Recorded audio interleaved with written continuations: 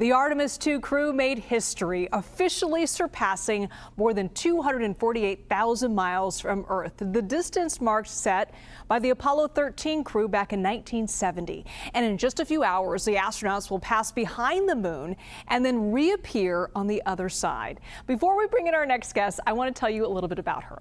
She's a journalist, but she's also born into an astronaut family. Take a peek.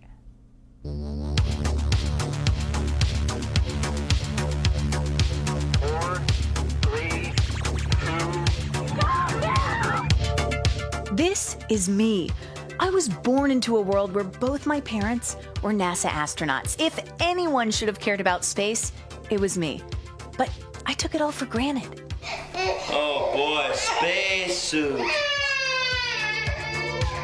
My mom, Dr. Kristin Fisher, was one of NASA's first women astronauts. And because of me, she became the first mother in space. Say, have a good lunch, Mommy. And my dad, Dr. Bill Fisher, is a wild man. He was a gymnast, gyrocopter pilot, member of a Hawaiian nudist colony, and a doctor, all before finally achieving his lifelong dream of walking in space.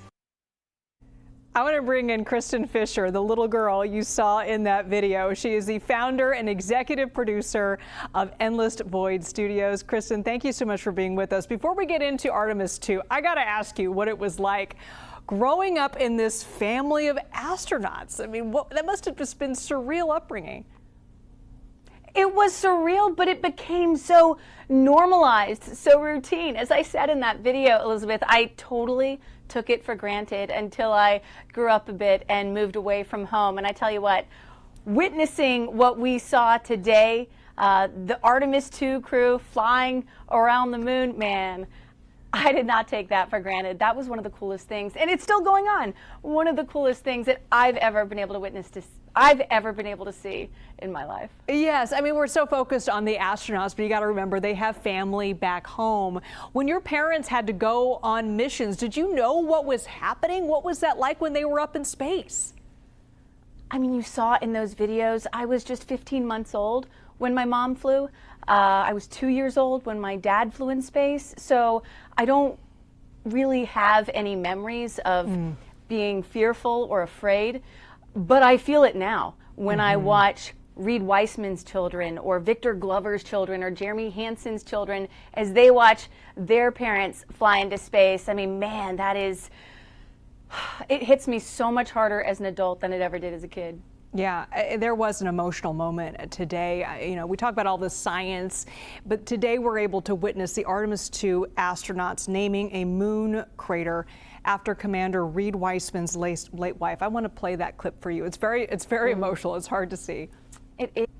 So we lost a loved one. Her name was Carol, the spouse of Reed, the mother of Katie and Ellie. And if you want to find this one, you look at Glushko, and it's just to the northwest of that, at the same latitude as Ohm, and it's a bright spot on the moon. And we would like to call it Carol. Oh, I can't watch that, Kristin, without crying, because it's such a moment, such a big day for that team, but especially for Reed Wiseman there. Can you talk to us about that and the significance of that moment with this particular crew? Well, it really shows you how much of a team and a family the Artemis II crew has become. That was the Canadian astronaut Jeremy Hansen making this announcement, and you could hear in his voice just getting so choked up, could barely get the words out, giving his commander and his crewmate Reed Wiseman a hug there. And you know, Reed Wiseman is such an incredible person. You know, he has been a single dad for so many years now, raising his two girls after his wife, Carol, passed away from cancer, I believe in 2020. And so this moment today, such a moment for Reed, and also some of the sacrifices that his children have made, right? Having to say goodbye to their mom and now witness their father go do something incredibly risky. But just to give you a sense of the kind of person that Reed Wiseman is, he made a very conscious decision to not fly to space after he lost his wife and when his girls were really little. They're now high school age, early college age.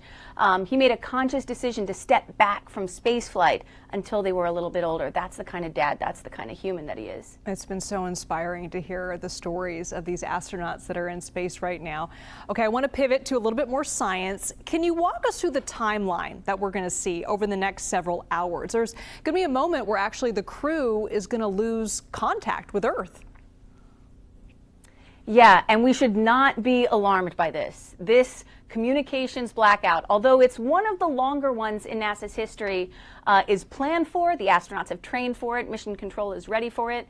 And it's important to remember that the astronauts, the Apollo astronauts from, over half a century ago, they too endured communication blackouts when they went around the far side of the moon. So it's going to be about 40 minutes long. And during those moments, Elizabeth, they will receive no telemetry from Earth, no data, no comms, no talking, absolutely nothing. They are about as far away and as distant from the rest of humanity as four people could possibly be.